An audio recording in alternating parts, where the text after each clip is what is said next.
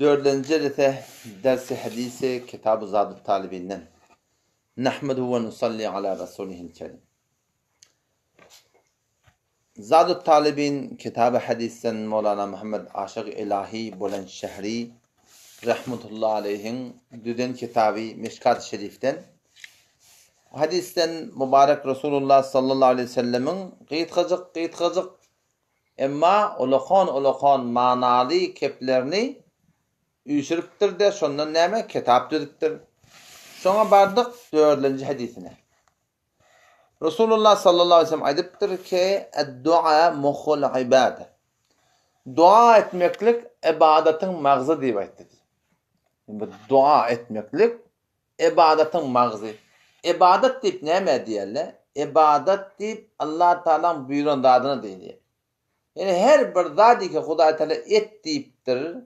Resulullah sallallahu aleyhi ve sellem şonu et diýip aýdypdyr.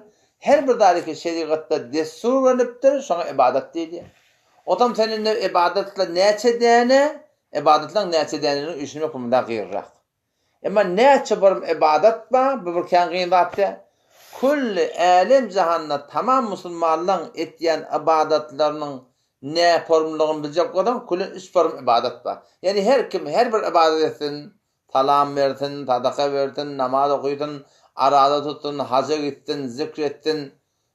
Şoňa meňe şeýle sen deşiýe girmekligine, çykmaklygyna, aýakkary girmekligine, çykmaklygyna, dawat bersin, tebliğ etsin, kitap ýazsyn. Haýsy bir sen haýry iş eken marahim. Bu unwany musulmançylyk diýanatda etjek bolsak, şu hemme ibadetleň bar ýogy 3 form ibadet bar. Şu edilýän ibadetler şu birden birine şun girme bolýar. O nerden bir aýtdyrsany, o bir kebi ki her bir musulman 2 rekat nafil namazyna ya farz namazyna şonu aýtýar, dil bilen igrar etýär. O näme? Et-tahiyyatu lillahi bir näme ibadet, we salavatu ýene bir form ibadet, we tayyibatu ýene 3 form ibadet. Yani kulli alem jahanna musulmanlaryň muhtelif etýän ibadetlerini eger sen maraqy oturup taksim etjek bolan, bu haýsyndan ştada şonu bu mundan bolýar, olandan bolýar, başyndan bolýar diýip şu 3den şonu geçirip bolmaýar, ibadetde şu 3 tane üç näw ibadet. Et-tahiyyatu lillahi ibadet haýy qawli, we salavatu ibadet haýy cismi, we tayyibatu ibadet haýy mali. 3 form ibadet bar. Et-tahiyyatu lillahi ibadet haýy qawli, dilin ibadeti bar. Dil bilen ibadet edilýär. Yalvarmak, tygynmak, çağırmak, dilemek, dua etmek, salam bermek, dawat bermek, Hudaý üçin gaharlanmak. Zaten ki dil bilen bolýan zatlar. Şol et-tahiyyatu lillahi ibadet haýy qawli diýerler muňa. Ve salavatu ibadet cismi diýeni ruku we secde we qawme we haýsy bir zat eken cismin bilen Hudaý Taala täzim etýän bolan ibadet cismi diýilýär. Ve tayyibatu ibadet mali, malyň bilen sen haýsy bir ibadet et. Sen zekatyň ber, üşürüň ber, kitap telif bolmany kömek ber, mescit barahym bejerilmäni, hücre bejerilmäni, bir garyp gadar hiç malymdan sen näme arjatdan maňa näme diýerler? Ve tayyibatu ibadet mali diýerler. Odan şofarum bir kull ibadetlerimiz 3 haldan hariçde. Peygamber Hudaý aleyhisselam şahitdir ki ed-du'a muhul ibade. Yani ibadetler var da dilim bilen bolýan ibadetler, malym bilen bolýan ibadetler, o toparman jesm bilen ibadet ýaly. Şu ibadetleň magzy näme? Dua diýipdir.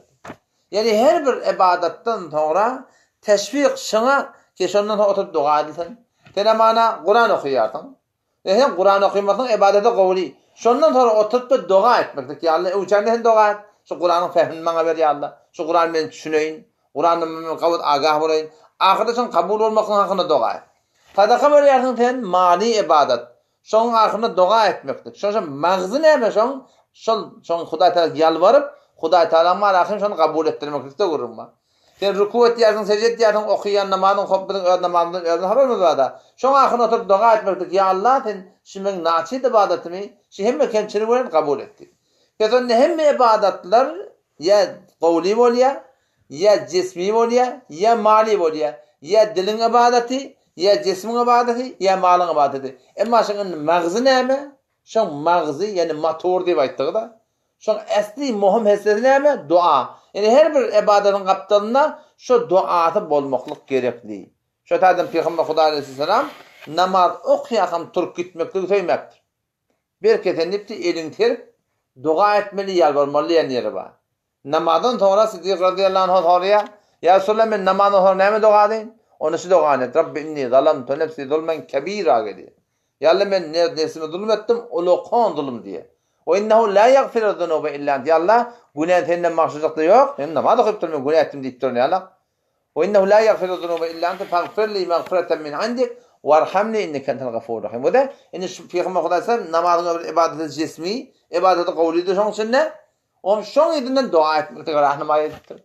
Pesonda gerekli bir de ki her bir ibadattan sonra oturup bir az da bolsa yalvarmaklyk. Azıgy, enki azıgy namazdan sonra bir taraf Allahu ekber, estağfirullah, estağfirullah, estağfirullah. Ya Allah, Allah'dan bağışlamaklyk dileýän. Näme hakynda şu namaz hakynda eden kemçiliklerimiz var. Her bir ibadattan sonra näme etmek gerek? Dua etmek gerek. Yani cemaatler gidip bir aydiýar, näme diye? Geçte gidip öwrük gelýärken istiğfar etmeli. Şu geçte gidip musulman dogulaňy tadaşmaklyk, şu bir Hudaý taala beren bir hukmy bile. Başka musulman dogulaň dindar etmeklerine rahmet çekmeklige şeriatyň bir hukmy bar. O bir tertip berýär. O öwrenmeden çürüýüm. Şu öwrük gelýärken istiğfar bile näme diýip? Şu ibadatyň kemçiligi näme bolsun? Şu magzy jaýyna gelsin. Yalvarmaklyk, tevazu, bilýärmi? Tezerru şu jaýyna gelsin de bar ahir näme etdi şu biziň ibadatymyz makbul bolsun diýip aýtdyk. Şu taýdan Mevlana Muhammed Umar rahmetullahi aleyh şi duanın hakkında näçe hadis edipdir. Mustadrak hakimde gelipdir diye ki dua huvel ibade. Şu duan öyle ibadetçi diýdir.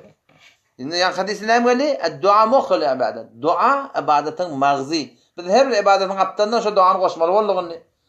O taraftan Peygamber öyle dua huvel ibade. Şu duany da hod ibadet şoň diýipdir. Şu duany öyle bir jüdägene bir ibadet ýa-ni hiç wagtda bir hemana bir edenişin ýok. Oturup da dua etmekden öyle Allah Teala Teala şoň ulukhan ibadetçilik. Hazreti Ali radıyallahu anh rawi şondan merwi bolupdyr ki o da edipdir. Peygamber Hudaý sallam şey diýip aýtdy: "Ed-du'a selahul mu'min ve imadud-din ve nurus semawati vel ard." Dua diýenler imanly adamyň ýaragy diýipdir. İmanly adamyň näme ýarag bolýar? Sen dua bilen düşmanyňa önden kimi berýärdiň? Hudaý Taala ne berýärdiň bila teşbih. Hudaý Taala şoň önüne goýýardyň. Onda duaň sana näme bolýar? Ulkan bir ýarag bolup düşýär. Ve imadud-din dinin sütuni ve nurus semawati vel ard asmanın nur diýipdir. Dua şu kadar ehmiyet bayany. O bir hadise gelýär, Tirmizi bilen İbn Majah'da gelýär. Resulullah sallallahu aleyhi ve sellem aýdypdyr ki: "Leyse şey'un ekreme alallahi azza ve celle min dua." Yani hiç bir zat Allah Taala'nın tiýdigrakda duadan diýipdir. Onu şu taýdan dua etmeklik, yalvarmaklyga, tygynmaklyga şundan wagt goýmak gerek. Evet de takda biziň aramyzda şu yalvarmaklyk bizden alygly bir bedgatlar. Bedgatlar biziň aramyzda şu yalvarmaklyk alygly. Näzire? Sünnete mutabyk.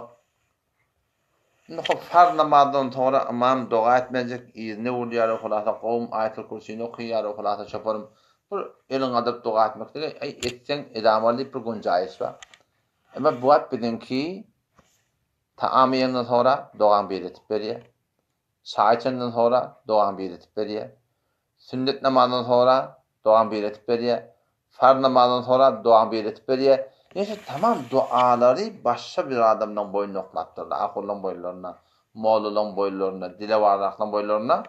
Indi dua etýän tapmakka her hatmy şol başka bir dua etmeli qarip adamdan oyuna gelir.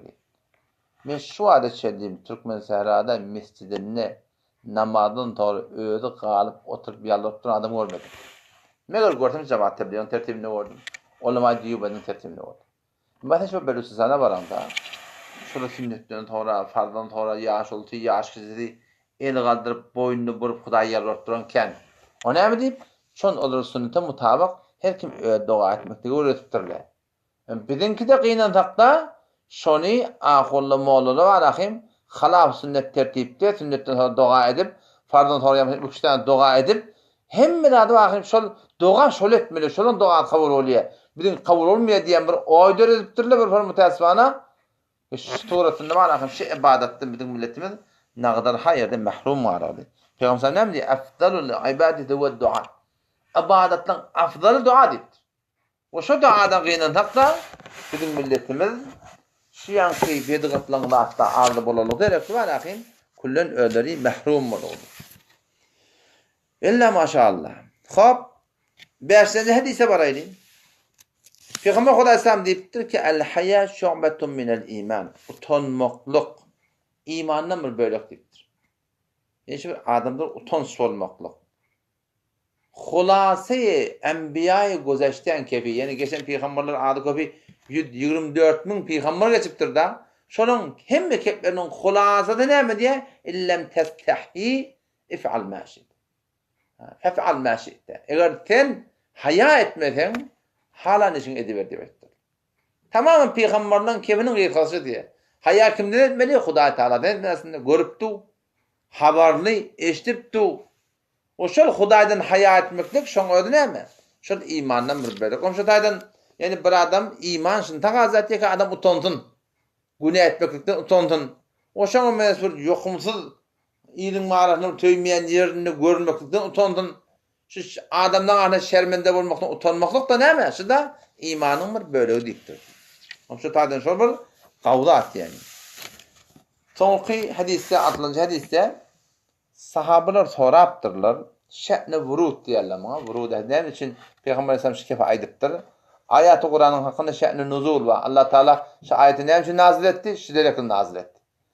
Hadisden hakynda şe'ne vurud diye Hudaý Taala şike Peygamber şike näme üçin aýdypdyr? Sahabalar soradylar ki ya Resulullah ki bir adam bir-birine muhabbeti var. Gawar ya şonu. Ýöne şonu ýaly amal etip bilnäk, şonu oturşýar, şo bilen turşýar, şo bilen gatnaşýar. Ýöne amale we gatnaşy şo bilen marahim bile bolup başarana. Ol müň hatdynden goýanda erti kıyamet günü cennetde bolsa, onuň şonuň derejeleri ne kadar fark eder? Peygamber Hudaý sallallahu şonu aýtdy diýär ki el mer'u ma'a men ahabba. Adamlar el gawara bilen bolýar. Ona şu taýdan gawa adamlar gawurmaklyk, ähli ameli gawurmaklyk, şeriata warabat bilen gawurmaklyk, bolenki şolon kyal amal edip bilmesek-de serfen şon gawurmaklyk öýde de näme boljak? Olahan bir de döwlet boljak erti kıyamet günü şol adamlar bilen marahim gawurmaklyk. Bu bir tarafa gaziye, o bir tarapdan başga gurunda bar. Ki bular gawa adamlary, gawamal edip beren adamlary gawurmaklyk erti kıyametin bizi şolar bilen deňetjek Hudaý Tebaraka ve Taala.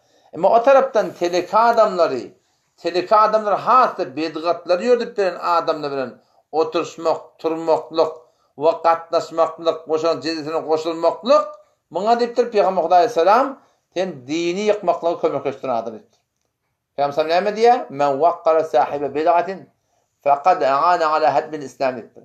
Her kim bir ähli bid'aty men waqqara ullasa diýär, şonu tiýlasa, şonu hormat etse, bedgat diýerleri jedid bir din, jedid bir rebeşi ki Resulullah sallallahu aleyhi ve sellem sünneti mukabilinde özüne bir yol dürüptür. Şoňa bedgat diýerler. Haýdy bir zatda da başarýar. Tamam şu arda elektronaty bar. Haýdy bir zatda bedgat başarýar. Adam şol ähli bedgata mubtala bolup berleri, tiýlek etmeklik, hormat etmeklik, al-hüdür etmeklik, gergide etmeklik, oşa şoňa bilen galmaklyk, oşaň jelesatlaryny şereket edip, şolar bilen marahim bir şonuň jelesine rownak bermeklik, şol bilen ullamak şoň hemmedi. Şoň hemmet bardy şoň söýýär. Şunam bolýar Peygamber diýipdir ki, İslamy nabud etmeklige kömekleşdiren adam diýip. Adam şu taýda şoň hakynda salam aleykum zaýna bolsun. Hop bir hemme adamlar bilen hakykatda gelmek bolmar. Ýöne salam aleykum de şoňa bir nesihat bermek ýadymda. Şoňa men bir çemol hemen aýtjak şoňa diýip berim. Şu maksatda bilen men şo bilen salam aleykum de bolmaly. Emma şo bilen oturşup, şo bilen turşup, zat ýok galjak. Ha, o da çağırana barıp, oň jelesinde barıp, ha, onkyny bir rownak berýän bolsak, onu näme bolýar? Eşe halaf sünnetde ady bir ösmekligine kömekleşen adam bolýar, hewel hatarda yani. Hop, bu gece şehe kadar bolar. Allah tebaraka ve teala tawfik bersin. Vesselamu aleykum ve rahmetullahi ve berekatuhu.